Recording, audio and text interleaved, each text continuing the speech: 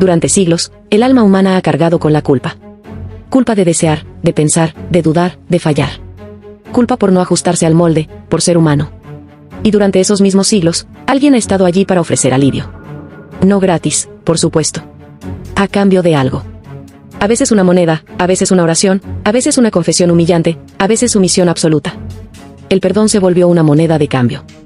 Y donde hay moneda, hay mercado. Y donde hay mercado, hay negocio.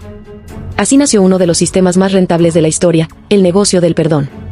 La religión institucionalizada entendió pronto lo que los mercaderes de almas necesitaban, una fuente inagotable de demanda.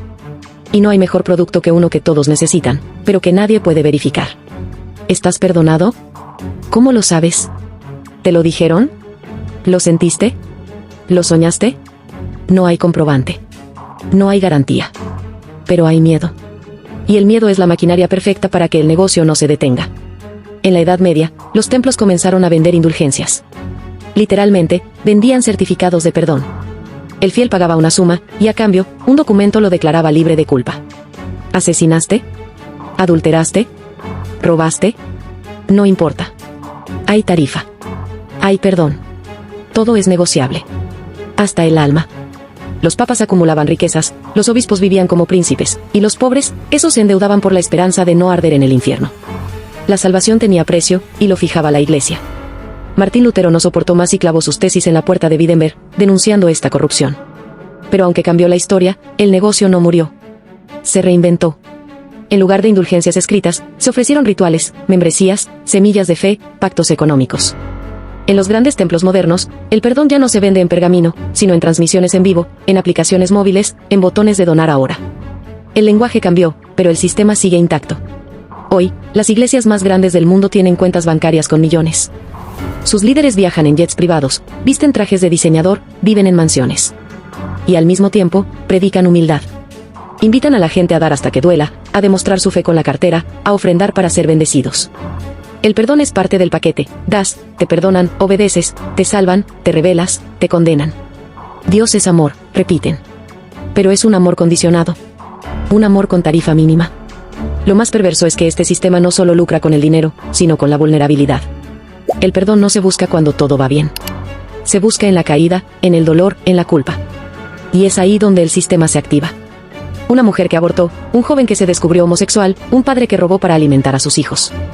Todos, rotos por dentro, llegan buscando consuelo. Pero en lugar de comprensión, encuentran tarifas. Encuentran exigencias. Encuentran una estructura que transforma su arrepentimiento en capital. Y lo peor, muchos lo aceptan. Porque el perdón, como idea, es tan poderosa que el sistema no necesita probar nada. Basta con decirlo. Estás perdonado. Y como el alma no tiene termómetro ni escáner, el creyente lo cree. Se siente liviano. Aliviado. Liberado. Pero esa sensación es efímera. Porque al fallar de nuevo, todo comienza otra vez. Culpa, confesión, pago, alivio. Es una rueda que nunca se detiene. Y cada vuelta, es rentable. Pero entonces surge la pregunta incómoda, ¿Dios realmente necesita todo esto? Si es omnisciente, ya conoce nuestras fallas. Si es amor, ¿por qué exige humillación? Si es justicia, ¿por qué perdona al rico que dona millones, pero condena al pobre que no puede ofrendar? ¿De verdad el perdón divino pasa por las manos de un sacerdote, por la voz de un pastor, por la estructura de una institución? Muchos dirán que no. Que el perdón es personal. Que Dios mira el corazón. Que no hace falta dinero, ni rituales, ni confesiones públicas. Pero esos mismos, cuando llegan al templo, siguen las reglas. Se confiesan. Se arrodillan. Se callan. Porque el miedo no desaparece con argumentos. Y ese miedo sigue siendo el motor del negocio. Otros dirán que las iglesias hacen obras sociales, que alimentan a los pobres, que rescatan adictos, que ayudan a los necesitados.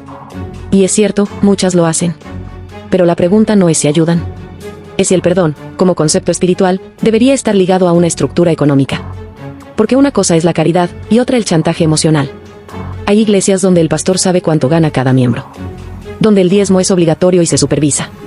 Donde si no das, te visitan. Te preguntan. Te presionan. Y si no cedes, te apartan. Te excluyen.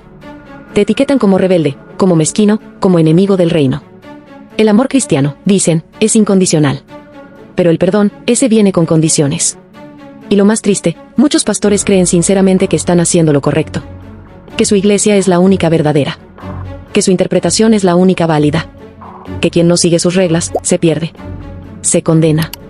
Y en esa convicción, construyen estructuras de poder. No para servir, sino para controlar. No para liberar, sino para dominar. Porque el perdón, cuando se vuelve herramienta de control, deja de ser perdón. Se transforma en cadena. Imagina a un Dios real, consciente, compasivo, presente. ¿De verdad esperaría que te arrodilles ante otro ser humano para recibir su gracia? ¿De verdad te diría que pagues cuotas mensuales, que asistas a eventos, que firmes membresías? ¿O simplemente miraría tu vida, tus actos, tu cambio real, tu amor al prójimo? Porque si Dios es como lo describen, un padre amoroso, entonces no necesita intermediarios. Y mucho menos, contadores. Pero si ese Dios no existe, entonces todo esto es un invento. Un sistema creado por hombres para administrar la culpa, para gestionar el miedo, para lucrar con la necesidad de redención.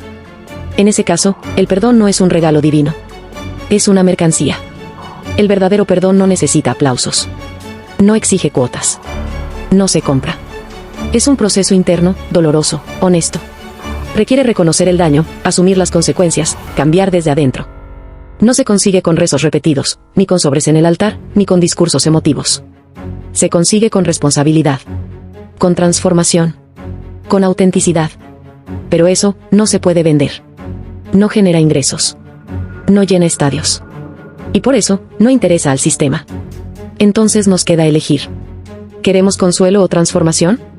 ¿Queremos sentirnos perdonados o ser realmente distintos? ¿Queremos seguir alimentando el negocio o desmontarlo? La respuesta no está en el púlpito, ni en el confesionario. Está en la conciencia. Ha llegado el momento de volver al origen. A la espiritualidad simple, desnuda, honesta. Esa que no necesita estructuras. Esa que no se mide en donaciones. Esa que nace del dolor sincero y se expresa en actos concretos.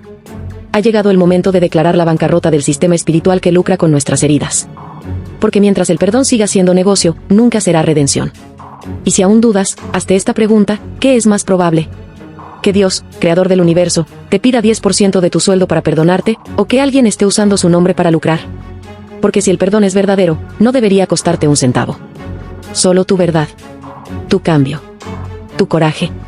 Después de todo, el mayor pecado no es fallar, sino seguir fingiendo que estás bien, solo porque alguien, con traje y micrófono, te dijo que ya estás limpio. El verdadero perdón no se escucha, se vive. No se recibe, se construye. Y no se paga, se practica.